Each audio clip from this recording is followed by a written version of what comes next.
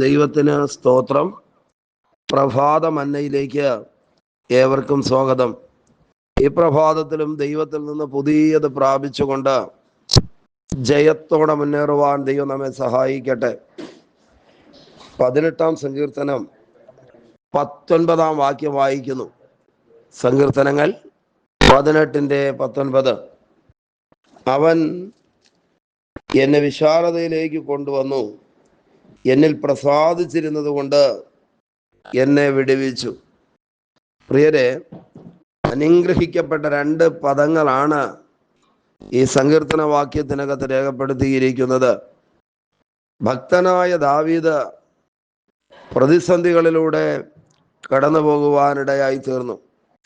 ഒരു പ്രാവശ്യമല്ല, അനേകം പ്രാവശ്യങ്ങളിൽ ദാവീദ് പ്രശ്നങ്ങൾക്കകത്ത് പെട്ടുപോകുവാനിടയായി തീർന്നു.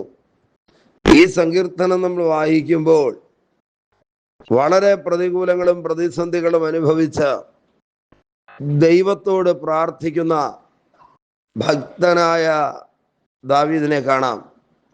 ആ പ്രാർത്ഥന മുഖാന്തരം ദൈവം വലിയ വിടുതലുകളെ പ്രാർത്ഥനാ വിഷയങ്ങൾക്കകത്ത് വെളിപ്പെടുത്തുവാനിടയായി തീർന്നു. അങ്ങനെ നിറഞ്ഞ ഹൃദയത്തോടെ ദാവീദ് ദൈവത്തെ സ്തുതിക്കുന്ന, അല്ലെങ്കിൽ ഈ ഒരു വാക്യത്തിനകത്ത് എഴുതിയിരിക്കുന്ന 2 പദങ്ങൾ ദാവീദിന്റെ സാക്ഷ്യമാണെന്ന് നമുക്ക് പറയാം. ഒന്നാമത് ദാവീദ് പറയുന്നത്, അവൻ എന്നെ വിശാലതയിലേക്ക് കൊണ്ടുവന്നു. ആമേൻ. വിശാലത എന്ന് പറഞ്ഞാൽ ഞെരുക്കി വച്ചിരിക്കുന്ന ഈ അനുഭവങ്ങളിൽ നിന്ന് ഒരു മാറ്റം ജീവിതത്തിൽ പ്രാപിക്കുക എന്നുള്ളതാണ്. അസ്വസ്ഥപ്പെടുത്തുന്ന, ആകുലപ്പെടുത്തുന്ന അതിർവരമ്പുകളെ ചുരുക്കി കളഞ്ഞ് ജീവിതത്തിൽ വിശാലതയ്ക്ക് വേണ്ടി കൊതിയോടെ പ്രാർത്ഥിക്കുന്ന ആരെങ്കിലും ഈ പ്രഭാതത്തിൽ ഈ സന്ദേശം കേൾക്കുന്നെങ്കിൽ, ഈ വാക്യത്തിനകത്ത് ദാവീദ് ദൈവത്തിൻ്റെ ഒരു പ്രത്യേകത പറയുകയാണ്. ദൈവം ചുരുക്കിക്കളയുന്ന ദൈവമല്ല, അതിർവരമ്പുകളെ വലിച്ചടിപ്പിക്കുന്ന ദൈവമല്ല. ഈ വാക്യത്തിനകത്ത് പറയുന്നു, വിശാലതയിലേക്ക് കൊണ്ട് വരുന്ന ദൈവം. ആമേൻ. എല്ലാ നിലകളിലും ഒരു വിശാലതയ്ക്ക് വേണ്ടി പ്രാർത്ഥിക്കുന്നവരുണ്ടോ? ആത്മിക ഭൗതിക വിഷയങ്ങൾക്കകത്ത് ദൈവം ഒരു വിശാലത എൻ്റെ ജീവിതത്തിൽ കൽപ്പിക്കണമെന്ന് കൊതിയോടെ പ്രാർത്ഥിക്കുന്നവരുണ്ടെങ്കിൽ ഉറപ്പാണ് വിഷയങ്ങൾക്കകത്ത് ദൈവം ഇടപെടുക തന്നെ ചെയ്യും. ദാവീദ് സന്തോഷത്തോടെ പറയുന്നു, അവൻ എന്നെ വിശാലതയിലേക്ക് കൊണ്ടുവന്നു. രണ്ടാമത്തെ കാര്യം, എന്നിൽ പ്രസാദിച്ചിരുന്നത് കൊണ്ട് എന്നെ വിടുവിച്ചു. തിരുവചനം മുഴുവനും നമ്മൾ വായിക്കുമ്പോഴറിയാം, നമ്മുടെ ദൈവം വിടുവിക്കുന്ന ദൈവമാണ്. ഏതൊരു അവസ്ഥയിൽ നിന്നും, എത്ര വലിയ പ്രതിസന്ധികളിൽ നിന്നും പ്രതികൂലങ്ങളിൽ നിന്നും വിടുവിക്കുവാൻ കർത്താവിന് കഴിയും. ഈ രാവിലെ ഏതെങ്കിലുമൊക്കെ വിഷയങ്ങൾക്കകത്ത് ഒരു വിടുതൽ വേണമെന്ന് ആഗ്രഹിച്ച് പ്രാർത്ഥിക്കുകയും ദൈവകരങ്ങളിലേക്ക് ഏൽപ്പിക്കുകയും ചെയ്യുന്ന ആരെങ്കിലും ഉണ്ടെങ്കിൽ, പരിശുദ്ധാത്മാവിൽ ഞാൻ നിങ്ങളോടൊരു ആലോചന പറയാം. വിടുവിക്കുന്ന ഒരു മഹാ ദൈവമുണ്ട്. ദൈവശക്തിയും ദൈവിക ഇടപെടലുകളും ഈ രാവിലെ നമുക്ക് വേണ്ടി വെളിപ്പെട്ട് തുടങ്ങട്ടെ. 18-ാം സങ്കീർത്തനത്തിന്റെ 5-ാം വാക്യത്തിനകത്ത് എഴുതിയിരിക്കുന്നു, എൻ്റെ കഷ്ടതയിൽ ഞാൻ യഹോവയെ വിളിച്ചപേക്ഷിച്ചു, എൻ്റെ ദൈവത്തോട് നിലവിളിച്ചു. അവൻ തൻ്റെ മന്ദിരത്തിൽ നിന്ന് എൻ്റെ അപേക്ഷ കേട്ടു. തിരുമുൻപിൽ ഞാൻ കഴിച്ച പ്രാർത്ഥന അവൻ്റെ ചെവിയിലെത്തി. പ്രതിസന്ധികളിലും പ്രതികൂലങ്ങളിലും ഭാരങ്ങളിലും വേദനകളിലും അകപ്പെട്ടു പോയ ഭക്തനായ മനുഷ്യൻ പ്രതികൂലങ്ങളുടെ നടുവിൽ പിറുപിറുത്തു എന്നും പിന്മാറ്റത്തിലേക്ക് പോയി എന്നുമല്ല ആ വാക്യത്തിനകത്ത് എഴുതിയിരിക്കുന്നത്. ഒന്നിനു പിറകെ ഒന്നായി പ്രശ്നങ്ങൾ ജീവിതത്തിലേക്ക് കടന്നു വരുവാനിടയായി തീർന്നപ്പോൾ നിലനിൽപ്പ് തന്നെ ചോദ്യം ചെയ്യപ്പെടുന്ന അവസ്ഥകൾ ജീവിതത്തിൽ ഉണ്ടായപ്പോൾ ദാവീദ് പറയുകയാണ്, ആ കഷ്ടതകളുടെ നടുവിൽ ഞാൻ ദൈവത്തോട് നിലവിളിച്ചു. പ്രതിസന്ധികളും ഭാരങ്ങളും അനുഭവിക്കുന്നവരുണ്ടെങ്കിൽ നിശ്ചയമായിട്ടും നമ്മുടെ വിഷയങ്ങളെ ദൈവകരങ്ങളിലേക്ക് ഏൽപ്പിച്ചു കൊടുത്താൽ പ്രശ്നങ്ങളുടെ നടുവിലെ പ്രാർത്ഥനയ്ക്ക് വളരെ പ്രാധാന്യമുണ്ടെന്ന് തിരുവചനം നമ്മെ പഠിപ്പിക്കുകയാണ്. പ്രതികൂലങ്ങളിലൂടെ നാം കടന്നു പോകുമ്പോൾ കഴിക്കുന്ന പ്രാർത്ഥന ദൈവസന്നിധിയിൽ എത്തപ്പെടുവാനിടയായി തീരും. എത്രയെത്ര സന്ദർഭങ്ങളിലാണ് തിരുവചനത്തിനകത്ത് പ്രതികൂലങ്ങളുടെ സമയങ്ങളിൽ ഭക്തന്മാർ പ്രാർത്ഥിച്ച് വിടുതലുകളെ ഏറ്റെടുത്തത്. അങ്ങനെയാണെങ്കിൽ ഈ പ്രഭാതത്തിൽ വലിയ ദൈവിക വിടുതലുകൾ ജീവിതത്തിൽ അനുഭവിക്കേണ്ടതിന് കരുതുന്ന ദൈവത്തിന്റെ കരങ്ങളിലേക്ക് ഏൽപ്പിച്ചു കൊടുത്ത് ദൈവപ്രവൃത്തി വെളിപ്പെടേണ്ടതിന് പ്രാർത്ഥിക്കാമോ? പ്രാർത്ഥിച്ചപ്പോൾ എന്താ സംഭവിച്ചതെന്നറിയാമോ?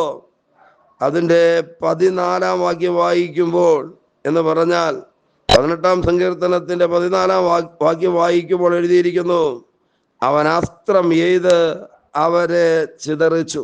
നാലുപാടും ശത്രുക്കൾ ആമേൻ ഞെരുക്കി തകർന്നിരിക്കുന്ന അനുഭവങ്ങൾ.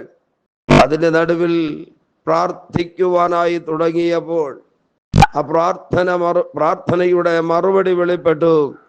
ഒരുമിച്ച് കൂട്ടം കൂടി ആക്രമിച്ച് തകർക്കേണ്ടതിന് വേണ്ടി നിന്ന ശത്രു ദൈവകൃപയാൽ ചിതറി മാറുവാനിടയായി തീർന്നു.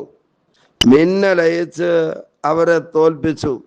സങ്കീർത്തനക്കാരൻ പറയുന്നു, ഞാൻ ആയുധമെടുക്കാതെ യുദ്ധത്തിന് പോകാതെ ദൈവം തൻ്റെ മിന്നലുകളെ അയച്ച് എനിക്കെതിരെ വാടാകോരി പ്രതിസന്ധികളെ സൃഷ്ടിച്ചു കൊണ്ടിരുന്ന ശത്രുവിൻ്റെ ശക്തിയെ തോൽപ്പിക്കാനിടയായി തീർന്നു. അങ്ങനെയാണെങ്കിൽ വിശ്വസിക്കുക, ഈ ദിവസങ്ങളിൽ ശത്രു തോൽക്കുകയും പ്രാർത്ഥിക്കുന്നവർ വിജയിക്കുകയും ചെയ്യും. ശത്രു പരാജയപ്പെടുകയും ദൈവജനം അനുഗ്രഹിക്കപ്പെടുകയും ചെയ്യും. അങ്ങനെയാണല്ലോ ആ വാക്യത്തിനകത്ത് എഴുതിയിരിക്കുന്നത്, അവൻ ഉയരത്തിൽ നിന്ന് കൈനീട്ടി എന്നെ പിടിച്ചു, പെരുവെള്ളത്തിൽ നിന്ന് എന്നെ വലിച്ചെടുത്തു. ആമേൻ. പെരുവെള്ളത്തിന് തുല്യമായ അവസ്ഥയിലൂടെ കടന്നു പോകുമ്പോൾ ബലമുള്ള ദൈവത്തിന്റെ കരം വെളിപ്പെടുവാനിടയായി തീർന്നു. പ്രിയരെ, ആ വിടുതലിന്റെ ആഴം ആ വാക്യങ്ങൾക്കകത്ത് നമുക്ക് കാണുവാനായി കഴിയും. ബലമുള്ള ശത്രുവിന്റെ കയ്യിൽ നിന്നും, എന്നെ പകച്ചവരുടെ പക്കൽ നിന്നും അവൻ എന്നെ വിടുവിച്ചു. അവർ എന്നിലും ബലമേറിയവരായിരുന്നു. എന്നിലും ബലമേറിയ ശത്രു എൻ്റെ അടുക്കൽ വന്നല്ല, എന്നിലും ബലമേറിയ ശത്രു എനിക്കെതിരെ കള്ളക്കഥകൾ പറഞ്ഞു വരത്തി എന്നല്ല, എന്നിലും ബലമേറിയ ശത്രുവിൻ്റെ കൈക്കകത്ത് ഞാൻ പെട്ടുപോയി. തിരുവചനം എങ്ങനെയാ എഴുതിയിരിക്കുന്നത്? കയ്യിൽ നിന്ന് വിടുവിച്ചു, ശത്രുവിൻ്റെ കൈക്കകത്ത് പെട്ടുപോയി. ഇനി രക്ഷയില്ല എന്ന് സാഹചര്യങ്ങളും ബുദ്ധിയും പറയുന്നെങ്കിൽ ശത്രുവിൻ്റെ കൈക്കകത്ത് നിന്ന് പ്രാർത്ഥിക്കുന്നവരെ വിടുവിക്കുവാൻ കരുത്തുള്ള മഹാദൈവത്തെയാണ് നാം സേവിക്കുന്നത്. ദൈവ കരങ്ങളിലേക്ക് ഏൽപ്പിക്കാമോ? ആമേൻ. അടുത്ത പദം എഴുതിയിരിക്കുന്നു, എൻ്റെ അനർത്ഥ ദിവസത്തിൽ അവരെന്നെ ആക്രമിച്ചു, എന്നാൽ യഹോവ എനിക്ക് തുണയായിരുന്നു.